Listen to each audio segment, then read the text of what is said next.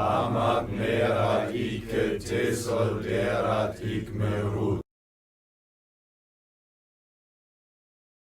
all, Dave here. Welcome to the next episode in the Seven Types of Atheism from John Gray. Again, you probably can't see it, but I'll put a thing in the video. And once again, I'm joined by Rev. How you doing, Rev?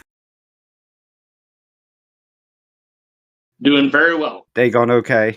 Things are going great here in Tennessee today. Looking forward to tackling Chapter 2 and had a real good time doing the intro in Chapter 1 last week. So did I. Thank you for coming again. I've been looking forward to talking about this all week. I even reread the chapter we were doing this afternoon and took some notes and stuff. But as usual, you've prepared some amazing notes. Well, thank you. Blind squirrel finds the acorn every once in a while.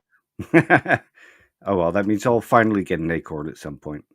At some point, right? If I just keep hoping, having faith.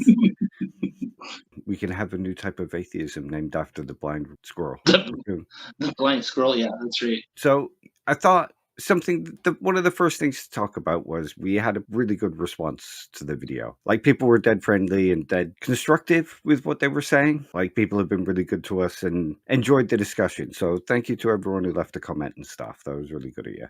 Yeah, I really appreciate that as well too. I appreciate any effort that people not only make to listen to this, but also contribute and also understand. Try to not just go right into must defeat mode. But just to understand, and that's what we're trying to do. Yeah, that's it. There's lots of channels out there where you can go to find people who just want to be competitive and all that, but this channel isn't really that. But there was a couple of comments that were made that I thought might be worth addressing because they do kind of lead into this, and I thought we'd address them in the first one, but might be worth readdressing them. First one was that faith and science have nothing to do with each other, and using the word faith wrong. I think one of the comments was, go find a science textbook that says use faith. But that's sort of the wrong way to look at it, as far as I'm concerned anyway, to do with what John Gray is talking about when it comes to faith. His sense of faith isn't just like the religious faith. It's faith as in trusting, even sometimes trusting without the evidence, which is sort of what people accuse religious people of, obviously. But I trust science to come up with the next vaccine. I have a certain kind of trust, which I generally label as faith. And that's mostly what he's talking about. He's not talking about them promoting the idea of using faith to believe this thing. You can still look at the evidence and have faith in the outcome of something else. Yeah.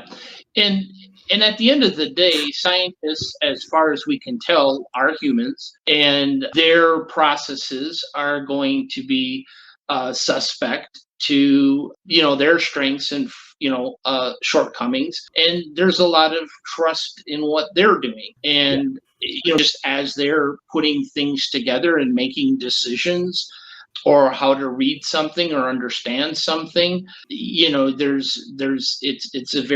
still a very human endeavor. It's not a divine thing. And so, yes, science, there's no place in the scientific method for faith, but scientists have, elements of trust or whatever, and then also our because what the rest of us see requires faith in them, and that is something especially you see here in the United States, and I'm sure in the UK as well, where people are tearing down the foundations of trust in academics and in science, and that's dangerous for everybody. We have to be able to trust and have faith in what what is reported back to us. Yeah, there's been a real drive to attack experts in the UK as well, from the actual government too, which is kind of a dangerous situation, really. Yeah, for sure. So, yeah, I saw those comments as well, and I feel like someone just saw science and faith in the same sentence, and then they had to play that Pokemon card, basically. Yeah. And now, rather than what are we trying to say? What are we trying to address? And the other thing too is we're trying to review a book. We're not necessarily reviewing it on its is this good or is this bad, but rather try to give the people listening a good idea of what this book is about, without, either pushing it up too hard or just taking a big old dump all over it, and for no other reason than it doesn't go against our speaking points or whatever. Yeah. And the guy doing that in the chat, where, like you said, he saw the faith and he saw science and he started to play the Pokemon. And it's an example kind of what Gray was talking about, where those new atheist types have their own sort of rituals and their own sort of catechisms, I guess, where when something is said, they must respond a certain way and they must tear down the person, sort of like the Christian tearing down the sinner homosexual, except in this case, it's the atheist tearing down the sinner person who used faith with science. Yeah, they almost approach it like an operator at a call center. So you call in and, hello, Mr. Dave, how are you? Well, Dave's like, I'm all pissed off. So then I turn to this page and then I say this. And then based on your response, then I go over here and say this. And it's like a series of responses to things people say. And then it's, of course, there's all the whatabouts. And I noticed that in the chat as well, too, is this book isn't a view of atheism from how terrible is religion. It's strictly talking about what kind of atheists are out there. Yeah. And the kind of atheism he's seen out in the real world through history. That's right. So I guess the atheists out there that are like, there's no such thing as atheisms or atheism organizations or atheist content, you are being watched and you are being monitored and you are being written about. I mean, this is the way it is, and there's a whole host of books describing, Christian behavior and the different types and human behavior, and also bosses, like what type of bosses are there out there, you know what I mean? There's all sorts of books and studies done on things like that, so it is what it is. Yeah. And I suppose that's a good way to follow into the other thing I wanted to mention. The other thing that was mentioned was atheism means a particular thing, and sort of words mean what they mean. Go to the dictionary. But that's not really how words work. And in this one, when he says he's using atheism in a particular way, that doesn't mean he's using it incorrectly. Right. It's just that's the kind of behavior he's describing using the term atheism. Yeah. And frankly, and this isn't like somebody that's speaking out of turn, right? I mean, this is in his lane. He's an philosophical academic. He's written many well-received books. Of course, obviously, doesn't mean he's right about everything, but he has a place to talk for sure. And it's not as if he's a biologist talking about, and he is an atheist too. That's the other thing. So the author is an atheist and has been looking at all these social, political, economic systems and looking at the various philosophies and the people that do these things for many years now. So no one has to agree with him. No one is saying he's right about everything, but he's certainly free to use a definition in his book and say this is what it is. And then I think as a reader, you have to respect that. And if you continue reading, you go along with that. Yeah, and that's it. If you want to actually understand his arguments, you need to go along with it. And it's better, like, you have people who just jump in and take on the argument by saying, no, that's not what the word atheism means. They go in not trying to understand, but trying to argue against it. One of the things you learn in philosophy is that the strongest arguments you can make against something is when you accept all their premises and can still point out the flaw in their reasoning. Yeah. Like, accept how they're using terms and all that. So if arguing is really what you want to do, your best way to do it is to accept what they say, what John Gray says in his book. Right. You're right. And a good example of that is you'll never win an argument with a Christian if you don't give them the space that God exists. if you just say, prove to me your sky daddy exists, then, where does that go? That's just, maybe you shout that at some guy, on the street corner or something like that. But if you're having a real discussion, you have to, it's okay to make concessions and say, okay, God does exist. Let's talk, Let's talk about the implications. yes, and the real world, issues, and dial down a little bit rather than just get stuck on this whole, some sort of kind of silly burden of proof thing, or you have no evidence, you have no arguments, therefore this conversation never existed or something like that. Yeah. I said my theism is a little rusty. I can relate. Shall we move on to the chapter then? So this one was secular humanism, and like you were saying at the beginning, he talks about all kinds of movements from liberalism to capitalism to communism to Nazism. Basically, he talks about any non-religious but human movement, political movement, group, ideology. And he talks about several philosophers in this one, like Hegel and Mill and Russell and a few others. Yeah, and Marx. And he even talks about, what's her name? Oh, Ayn Rand. That's it, yeah. Yeah, she's the worst ever. Yeah, how dare he call her a philosopher? Yeah. I always feel like it's like the people that say the Bible is the worst piece of fiction ever read have never read Atlas Shrugged. I think I got about 40 pages in because they were like, well, even if you hate Ayn Rand, read it just to see, because it's a popular book and it's influenced a lot of thought. Yep. And it's like reading somebody who failed an audition to write for Dr. Seuss. Yeah. I would say it was probably someone that failed to write for the latest Jim Belushi sitcom. Yeah. It's and it just comes, the whole book, comes, but like John Gray mentions, you take Atlas Shrugged, you take kind of some unhinged right-wing evangelical groups, and you have the Tea Party in the United States. Yeah.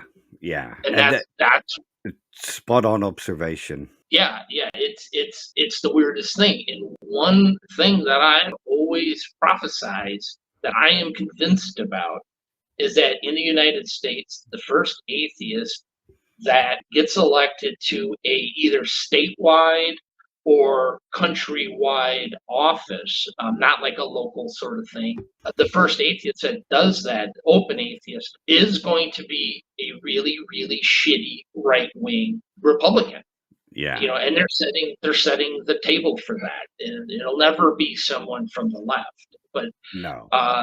There's this weird marriage happening in the United States with, and that's because the involvement of Christianity has mostly got into just like the violent, iconic sort of imagery.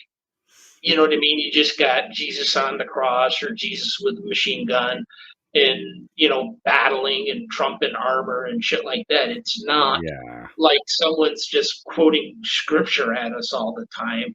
It's just this weird sort of cosplay of the Bible, and just using that imagery and stuff. So yeah, it's like you got this atheistic libertarian sort of view that got some evangelicals read, and boom, you got the Tea Party. How scary is that? Yeah. It's always found it very weird, but you can see how it evolved to something like January the 6th. Yeah. And please understand, I do not think that anyone that was part of January 6th read Atlas Shrugged, right? No. Yeah, they did. It's just a long chain of influences. Yeah, that happened over a lot of time, and just constant gaslighting for these folks. Yeah. So back to the actual chapter. What did you think of it? Well, my first thing is like, okay, why does this guy got a beef with secular humanism? I mean, that sounds like, he really hates it. Like, he's not quite as venomous as he was with the New Atheism chapter, but he's not far off. No. He's definitely telling these guys they can go pound sand. And I think so. Coming from my perspective, I think first of all, there's a sort of like an idea that there's a binary relationship between Christianity and secular humanism. Yeah. So if you so to me, I've never really given the label much thought, right, or what humanism is, and it seems like a fun label to put on yourself, like secular humanist likes taking long watches at the beach and listening to John Tesh on my headphones, or whatever. Yeah. But it's I always kind of pictured it as the idea of like a Jimmy Carter kind of guy, but without the Jesus bit. So I'm a secular humanist. So I'm kind of like a Christian. I go out and I give money to poor people. I go work in the soup kitchen. I go do all these things, but I just don't talk about Jesus. I don't tell anybody they got to pray about anything. But that was always, so definitely, and this is just speaking to me, but also I think there's a lot of people that have this sort of kind of where they conflate it with humanitarianism or something of that nature. And unfortunately, here in the United States, most of your humanitarian organizations are super duper religious. Yeah. So I think the idea of like, hey, we should have some kind of great, women's shelter that does this good work and necessary work, but we don't need to be evangelical, or preaching to these people when they're in their time of needs. So I think people kind of see secular humanism from that. So my first thought was, why do we have a problem with secular Jimmy Carter? That just seems wrong.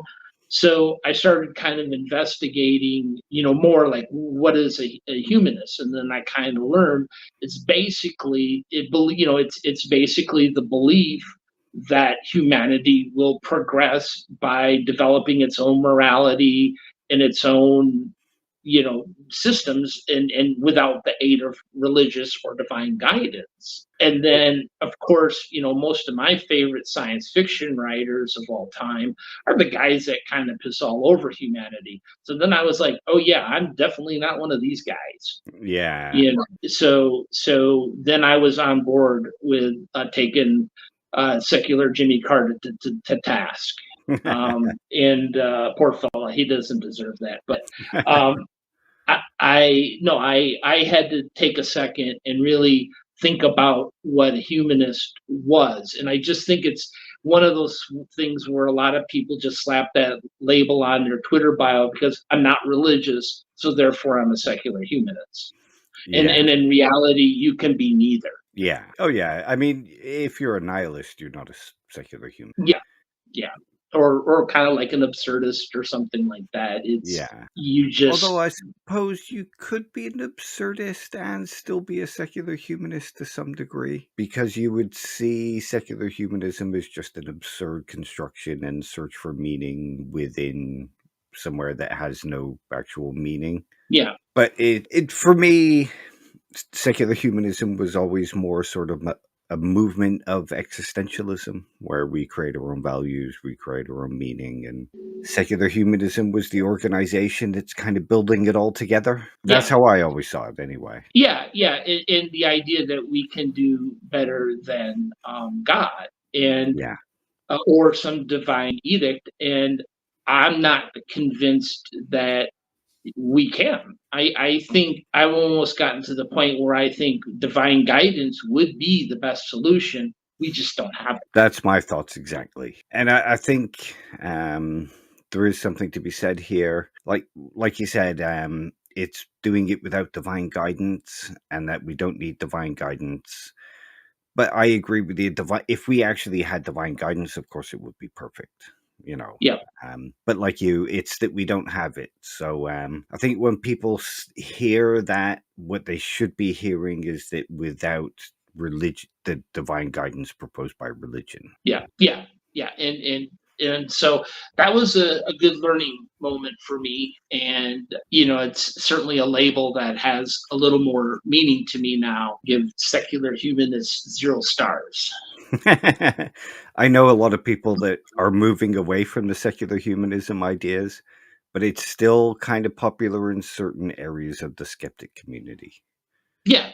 And that's not to say that any one person can't have a great series of be very moral, very ethical without God and live a really great life, or even a small group of people.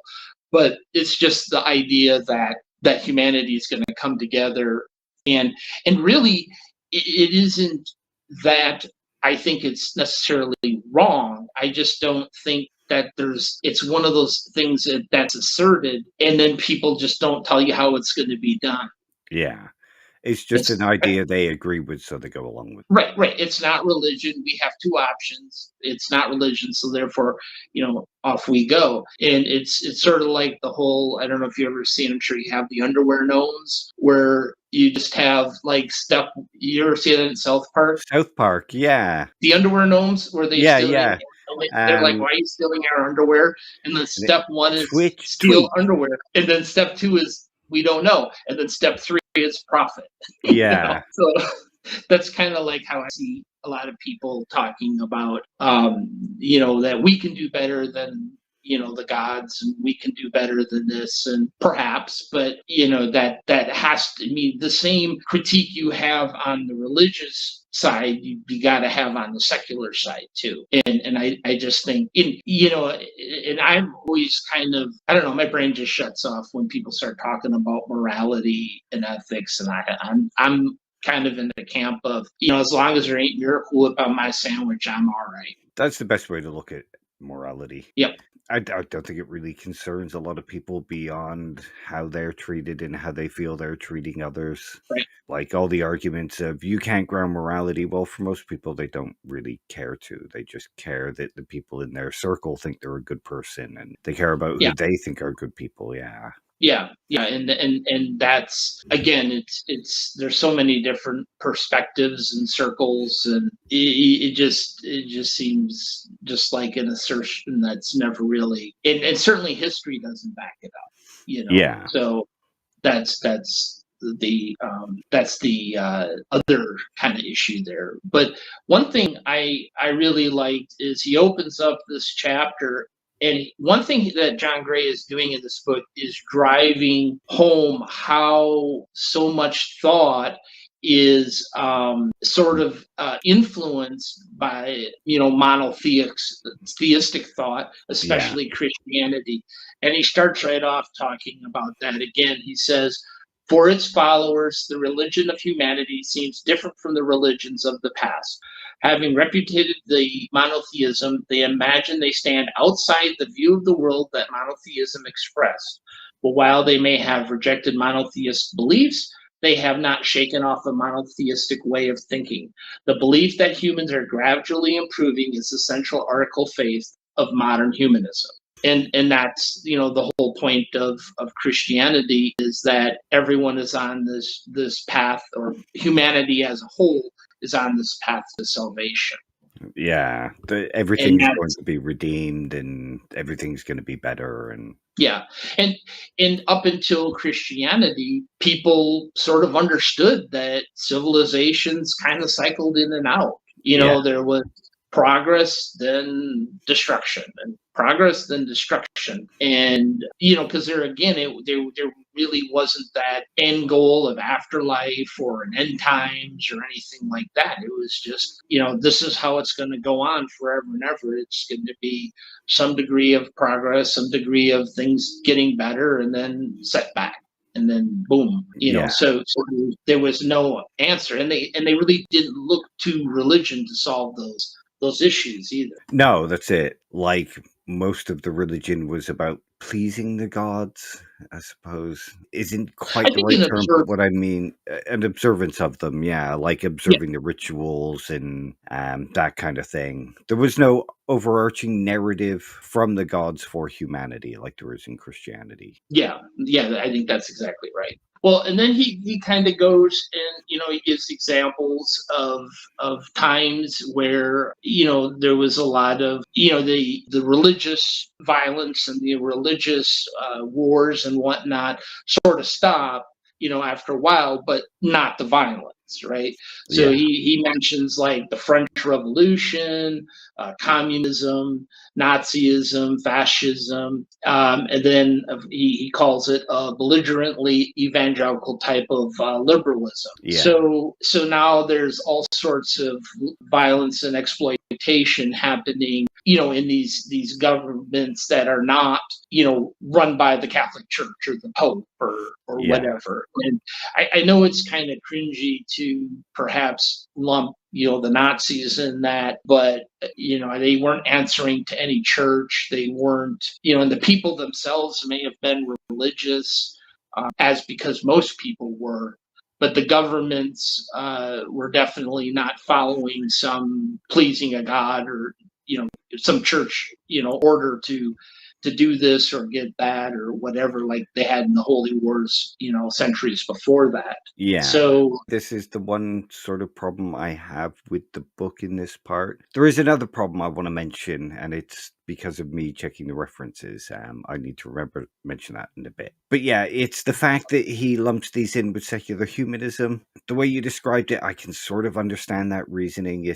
I just don't see communism or fascism or Nazism as either secular or humanist, but I can see why he's linking them in here. Because like you mentioned, they all have like a redemptive arc to the story that they're telling about humanity and the future of humanity. And they're trying to create a progression based on the idealization that they have of humanity. Right. And the communists definitely were selling an idea of, this is why we're doing this. We do this, this, and this. Then we have all of this wonderful lifestyle. And in the Nazis, they certainly had their ways of trying to progress what they felt was, like, I suppose, the master race, or what they thought was going to be good. So it's sort of, like I say, it has sort of like a Christian sort of undertone of moving, doing a bunch of stuff and then moving people towards some sort of day of salvation or paradise or the something. moment of the moment that it's all saved and redeemed, and except rather than a messiah coming down from the sky, it's humans coming out from the labs, coming out from the fields, right, or controlling production or things like that.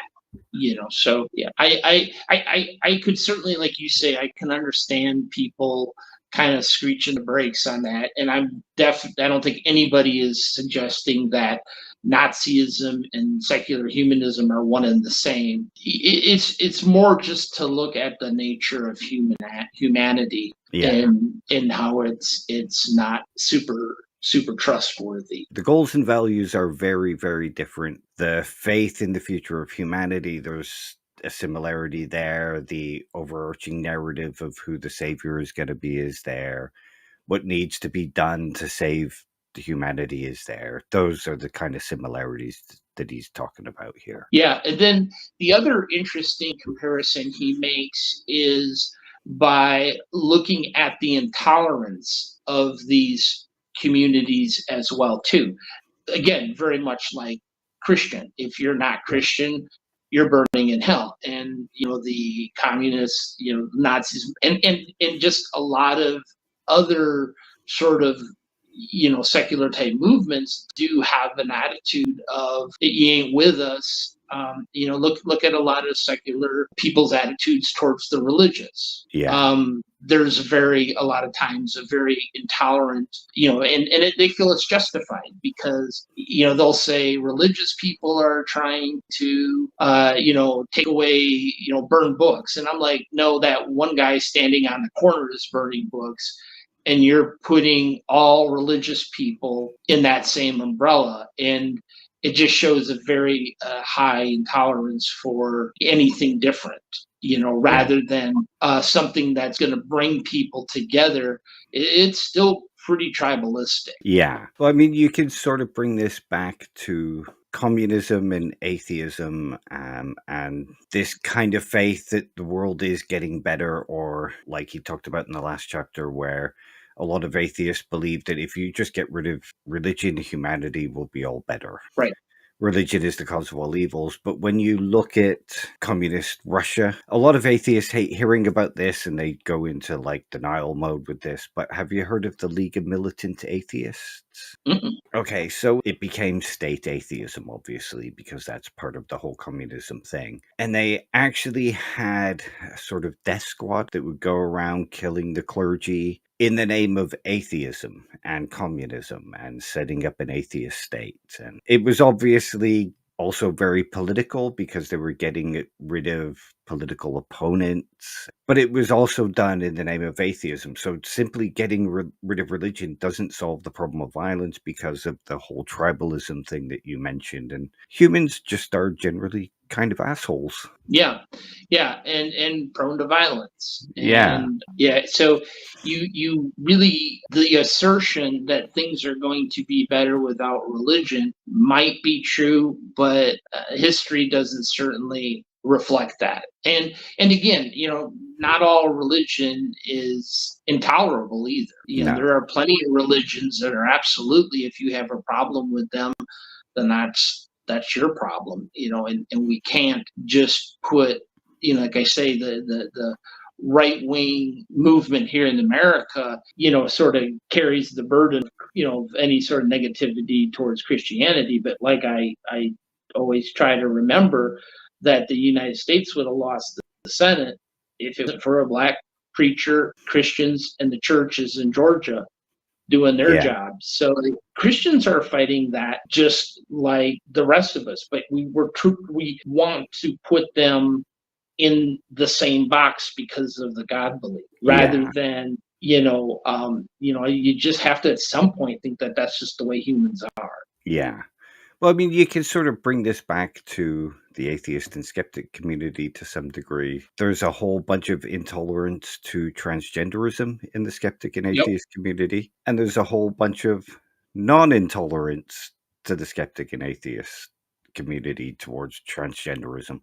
Whatever kind of group you get in, you get the assholes, you get the good people. And we generally, as tribalistic people, like you were mentioning, we generally see the worst in the outgroup and the best in ours. But if we were to actually take an introspective into the atheist community, we would see that we're just as filled with the right-wing nut jobs as the Christians. It's just we don't highlight them. And oftentimes people just deny them. Yeah. And there are in the United States, they have sort of the pillow guy and Greg Locke and those types are doing like tours where they all get together.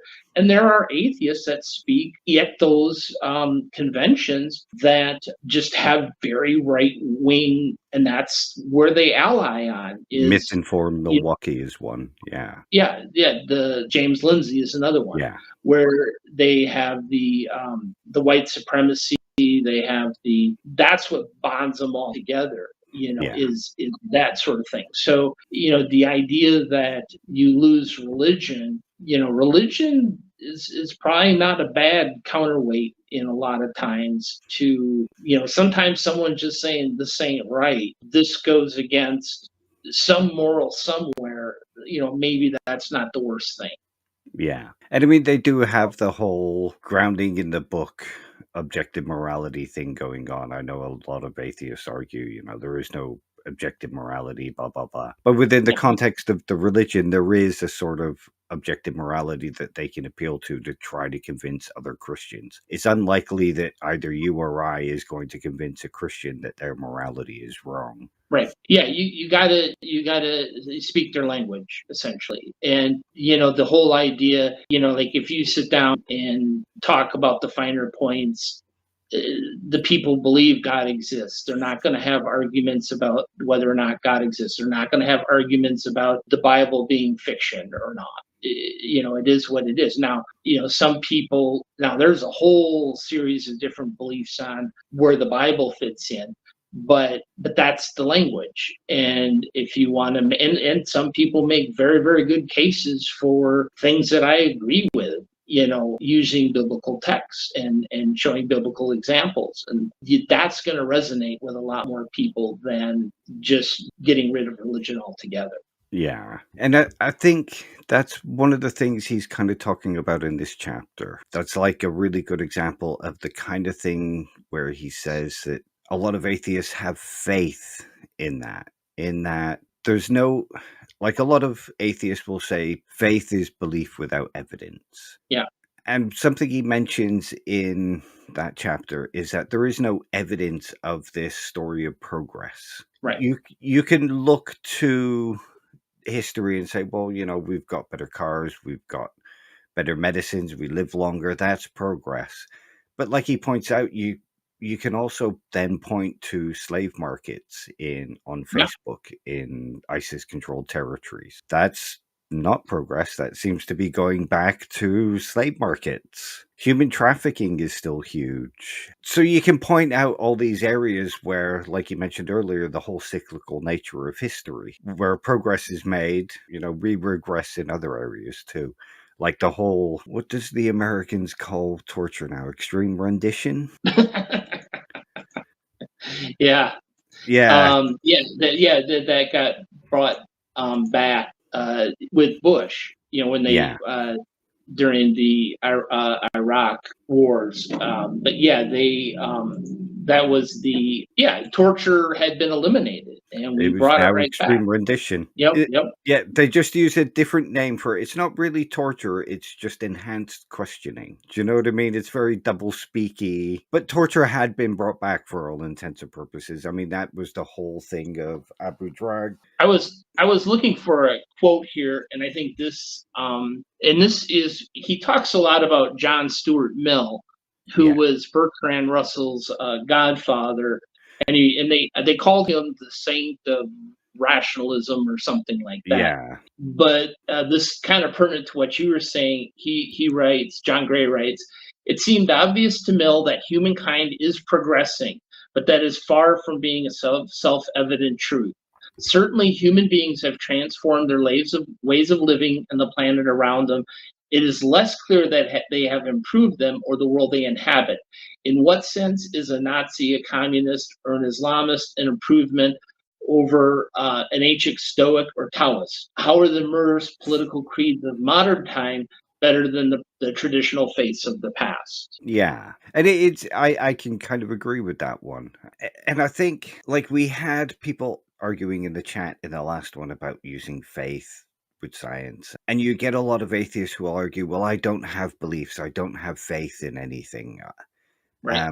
One of the arguments was he asked how I had faith in science, or I'd mentioned, during the next pandemic, I have faith that science will produce a vaccine for whatever the new pandemic is. And he said, but that's based on past experience. But faith doesn't necessarily have to be blind. It can be created from experiences with people. Like, I have faith that the bus is going to be 5 minutes late because every day for the last 30 days, it's been 5 minutes late because the traffic works. And Right. something he's kind of talking about here is the problem of induction.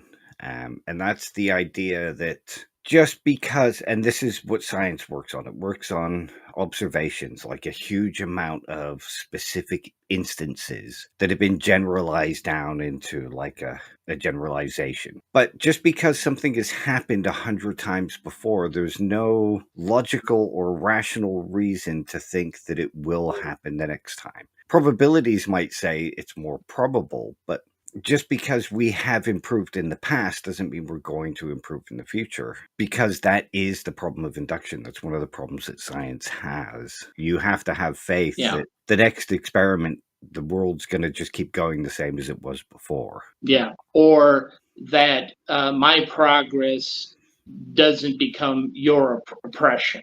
Yeah. There has to be some degree of faith in that as well.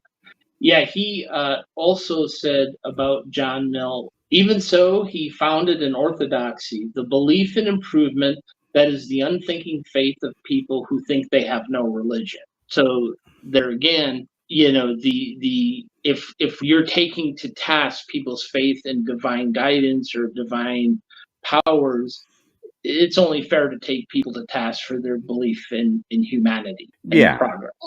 Yeah. And I think that's one of the things with this is that if we as atheists can just simply accept and say, yes, there are things we have faith in, it gets us better to understanding where the things are that we might not have perfectly rational reasons for, and understand where we need to find better reasons, or how it is based on faith and how we must bring it about rather than just waiting for it to happen, if that makes any sense. Yeah. Well, it's like a person saying, like, I'm not angry, right? When they clearly are. Yeah. It's just a denial of understanding, what you are or a person is. Yeah. And yeah, you do have beliefs. I don't care what the guy on the YouTube said. You do have beliefs, and Yeah. you do put your faith in certain things, and that's okay. And It is. that's what makes us all similar. Pretending that we somehow get to bypass that. And that was the other thing he said too. He I want to get this right, but he's again talking about kind of the forefather of this John Stuart Mill, where he says, when he affirmed that humankind was improving, he was relying on the belief that the human animal is a collective moral agent, an Yeah. ideal that also derives from Christianity. None of these assertions can be supported by empirical observation. No, and that's very true when it comes to morality, and that's why you get a lot of people who will argue from the descriptive facts, and especially atheists. They'll argue, well, somebody over there believes that X is moral, and somebody over there believes that Y is moral, or not X is moral. Right. And that's kind of what he's talking about. The evidence just shows that there is no one overarching morality unless we create some kind of concept like Mill's utilitarianism. Right. Right. Yeah, we still need that concept. And it always, for the people that really put that faith in humanity, I kind of wondered, like, if you believe God has given us a divine plan or divine marching orders, okay, cool. Like, I don't agree with that, but I get it. Yeah. But if you believe that all religion is man-made, right?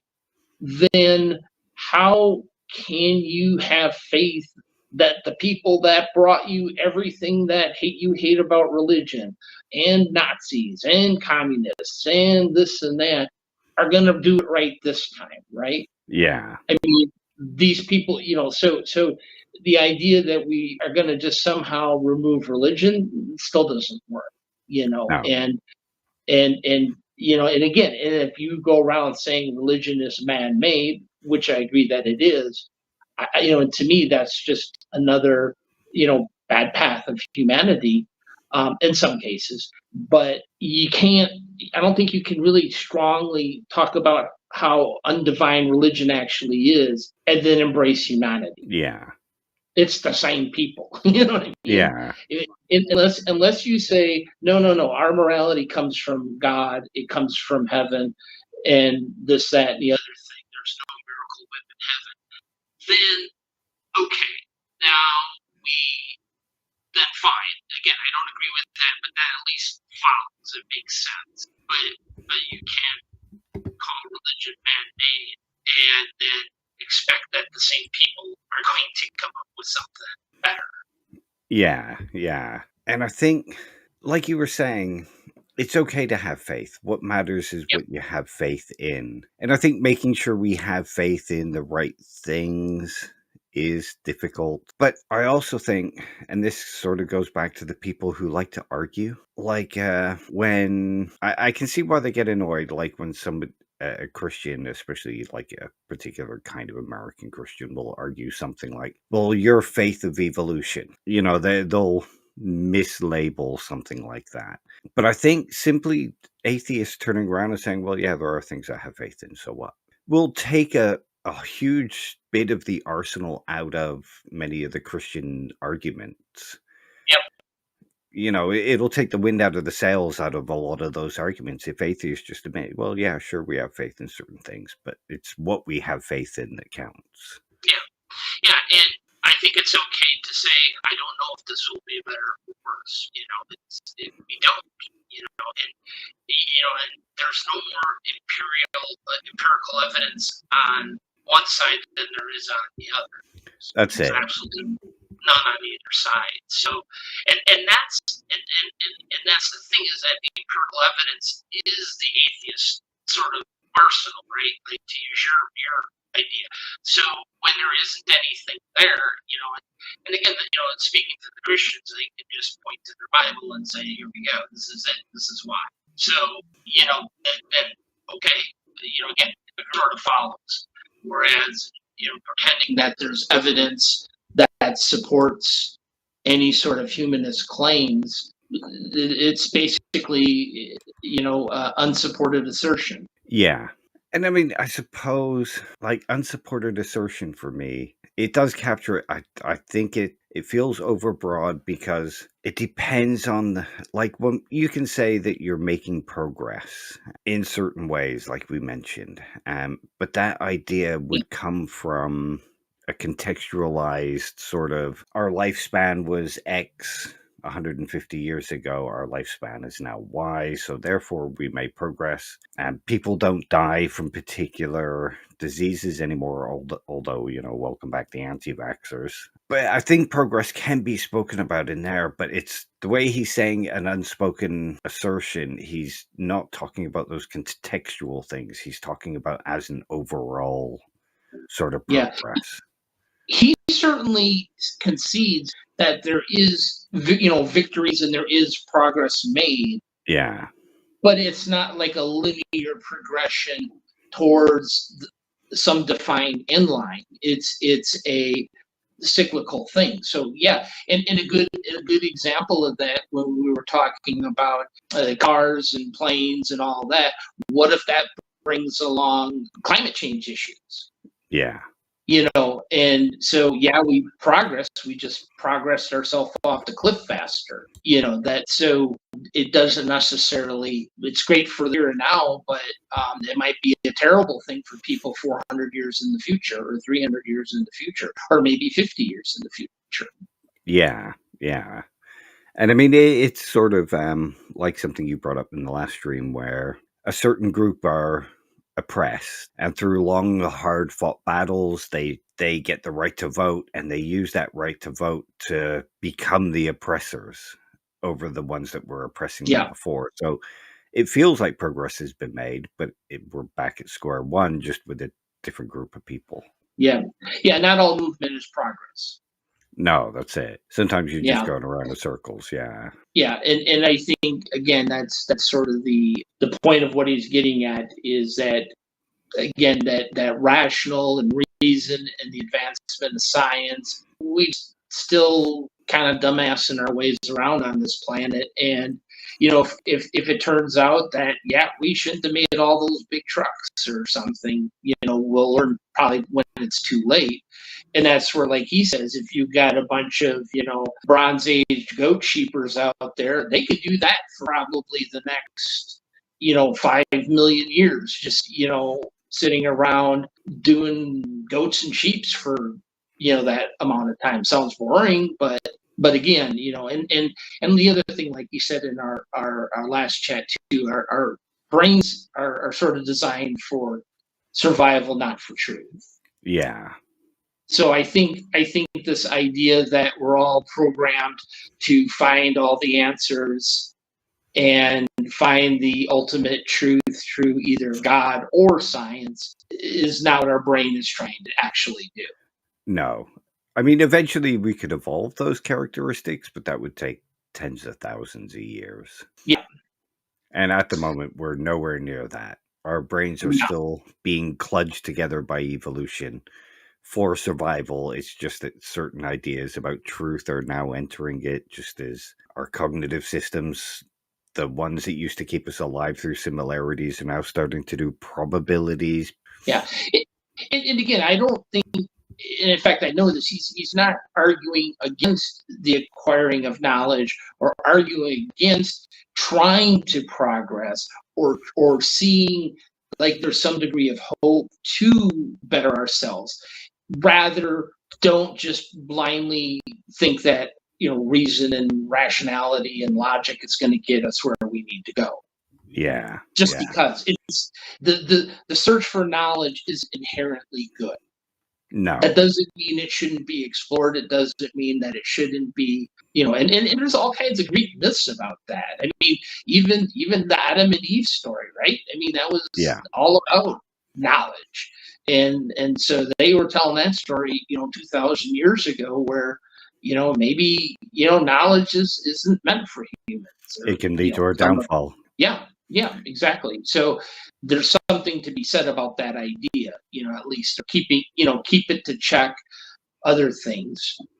It's because, again, neither one of them have a super strong empirical case. Yeah, I think as well, something that can be taken from this as well, because like you said, it's him not saying that, there's something wrong with hoping for these things. It's just that blindly trusting that reason and rationality will get us there. We have to remember that humans just aren't particularly good at reasoning or rationality. We're just not. It takes a lot of practice for us to use our brains in that way and for it to become like part of the social schema that we use for our perspectives. And there's lots of scientific evidence about this. So simply having this blind faith that reason and rationality will get us there will mean that we'll skip the whole part where we have to figure out how to get that to be applied to people.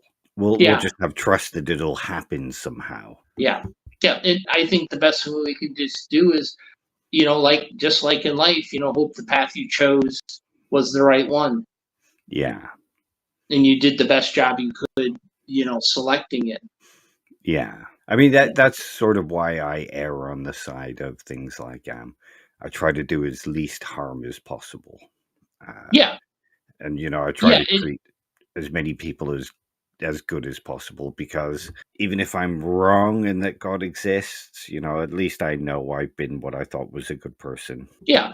And it's not to say that we shouldn't explore morality and ask those questions. And I just think, again, this is kind of a holdover from Christianity, but trying to find that objective tablets with the commandments on them, whether it's, given from God or given from rationality and reason. I think they're just kind of both equally silly. Yeah. And it's just better to learn, empathize with people, grow yourself, and then just kind of embrace the absurdity of life, I guess. Yeah. It's kind of one of the reasons why I like John Rawls' Veil of Ignorance, because it kind of promotes that idea where we need to figure out what our values are and include as much people in that as possible.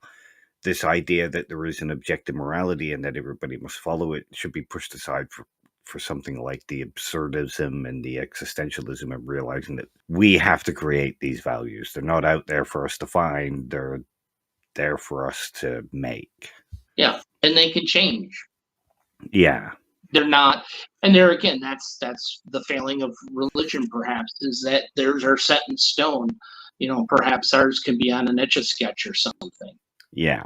Just shake that bitch upside once or twice and, start over again. Well, I mean, the American Constitution is a good idea of how man-made words can be taken as something that is almost divine and unchangeable in nature. And a good example of why we should always remember that these things should be fluid and they should be reinterpreted. Yeah, 100%. Yeah, that originalists, they call them here in the United States, especially legal people, they call them originalists. Right. Just the weirdest folk you can imagine, and I think the people that really stick to the original meaning of the founding fathers, it's because it benefits them. Yeah. So then, if the founding fathers were someone that didn't benefit them, then they'd be like, yeah, these guys were dumb. But the atheists will, and I think this is largely true, that the founding fathers were not Christian, as people would like to portray them as. But yet we still kind of revere them as if they were. Yeah. And you got to kind of knock those people off their pedestals, even if you agree with them, I think, and these things that people say, like Hitchens Razor or something like that, or yeah, okay, I get it, it's cool and everything, but let's not treat it like a religious text. Like it's Sorry. always that forever and ever. Bless you. But Thank you. yeah, but yeah, the Constitution, the way we revere that piece of paper is beyond ridiculous. It's And basically Moses' stone tablet. it is, and there again, you have secular people, and again, it's because it benefits them, that will say we need to adhere to the founding fathers. And to me, that's just really super religious. I mean, Yeah. I don't care. You're not worshiping them. You're not praying to them. But at the same time, you're making that document something that cannot be questioned, and nobody can just say it's wrong. And of course we've amended it and made, but man, there's just no way to say they were wrong, just flat out wrong about a lot of different things. And some of it is because shit, how are they supposed to see 250 years in the future or whatever? Yeah. I agree. Or even the country, the idea, they had the mindset of colonies. All these founding fathers were still colonists, right? There was no concept of America. They weren't Americans until their very end of their lives, right? They were colonists. They saw their states as like separate little countries. So you get to like the Civil War, and states don't really have that same sort of autonomy that they did back then. A whole different thing, but yet we still hang on to all these things. And now states, is there any real difference between any of the states, besides who's running them and how they do things? A little bit, but not like it was back in the colonial days. Yeah, no, definitely not. It's very much more a giant country. One of the things that I really liked how he handled Ayn Rand, because he sort of saves her for the grand finale, which of course I love, and he sort of kind of is like, this is the culmination. And to show that too, that just his writing style is sort of, kind of fun and not entirely stuffy. Here's a couple of Ayn Rand quotes. In ethics, Rand promoted an extreme version of rationalism, according to which morality can be derived from principles of logic. To examine her arguments for this view would be tedious, since they are thoroughly silly. And this is another one. Rand pronounced on a wide range of issues, including what was the best kind of dance. Only one type of dancing was truly rational. Some, like the tango, were low-level, semi-instinctual physical performances lacking any intellectual content. Others, the foxtrot, possibly should be rejected as being too cerebral. What then was the only dance that combining mind and body could be approved as being truly rational? Tap dancing. Fred Astaire may not have known it, but he embodied the opposing forces of reason and instinct in an ideal synthesis. Yeah, it was great, that bit. Yeah. So yeah, it's and that's the other thing too, that the secularism, he points out that Ayn Rand smoked, and so she used one of those fancy cigarette holders. So all her followers would do that as well too. So even in the secular movement, you still deify people just a little bit in leadership, and we don't. Obviously that has religious undertones as well, but and you see that politically, you see that a lot, where we really have this inclination to put a guy and build a statue for him. Yeah, it's we do generally tend to have a history of writing people as heroes, and like that sort of punctuates the history this person has come along. And I don't know, perhaps that's maybe where the idea that there's an overarching story to humanity, because we often see cultures bring up these heroes, and these heroes punctuate certain moments in history, and perhaps that gives like an illusion of progress. Yeah, and he actually talks about that when he says that he basically sums up everything by putting Marx and John Stuart Mill and Rand and Comte in a box and basically says they all thought they were promoting the cause of humanity, but in every case, the species whose progress they believed they were advancing was a phantom of their imagination. Yeah. Yeah, that was a really interesting point and something that kind of struck home for me because I have a similar kind of thinking, I guess. And it reading those kind of words, it reminds you that, well, yeah, this is just something I hope for rather than something that I base off evidence. Yeah, and you're not looking at real people. You're sort of just, it's like treating soldiers like they're figures on the risk board or something like that. Yeah. Rather than what soldiers actually are. Yeah, I do suffer from that kind of thinking, so that kind of hit hard for me.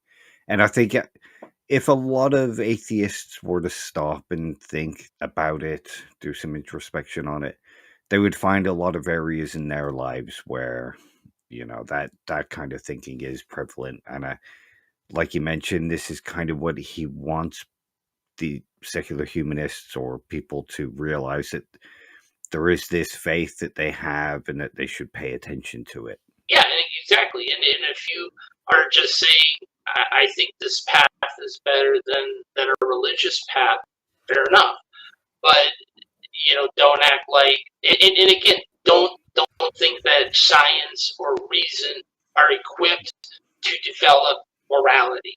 They're the things that religion supposedly gives us. We can give you morality. We can give you guidelines to live by. To think that science or reason or logic are going to produce those isn't something that you can be assured of. Yeah. Well, I mean, it's something else he talks about in that chapter is like morality for the Greeks was something very different than the morality of the Christians. For the Greeks, ethics was more about cultivation of self rather than rights and wrongs and what you ought to do.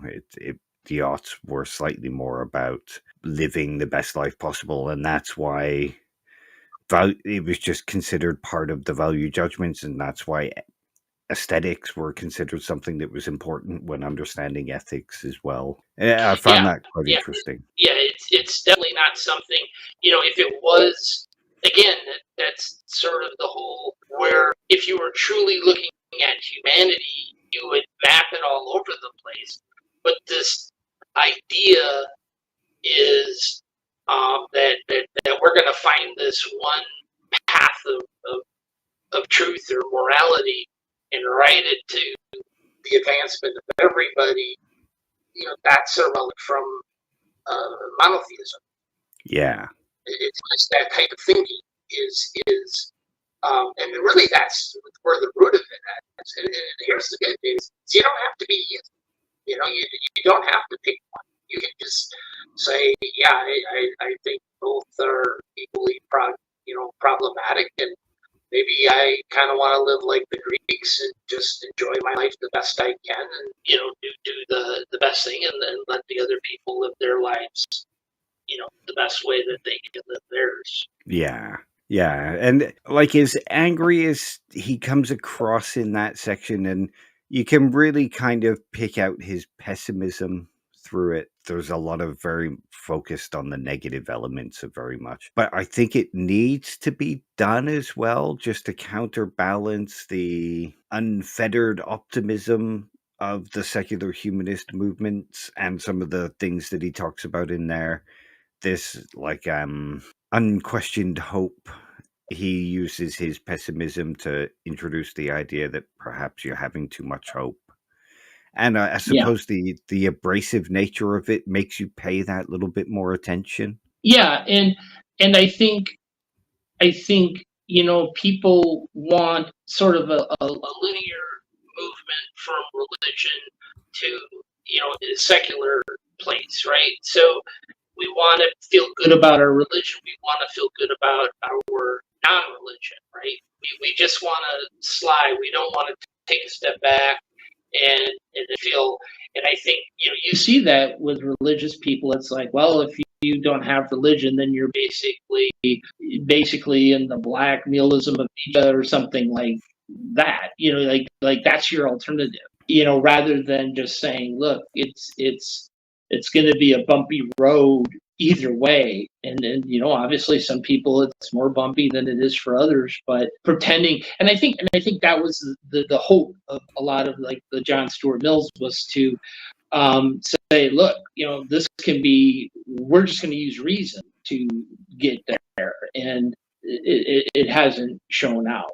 Yeah, and I think he mentioned something interesting when he talked about I can't remember the name now, the Russian writer responding to Mills on liberalism, on liberty, where he was saying most people want to sleepwalk through life comfortably. They don't want to use reason. What excuse do you have to wake them from the slumber? What makes you think they want to be woken from the slumber, sort of thing? Herzen. Sorry? Alexander Herzen. That's it. That's the guy. That's the guy you're referring to. Yeah.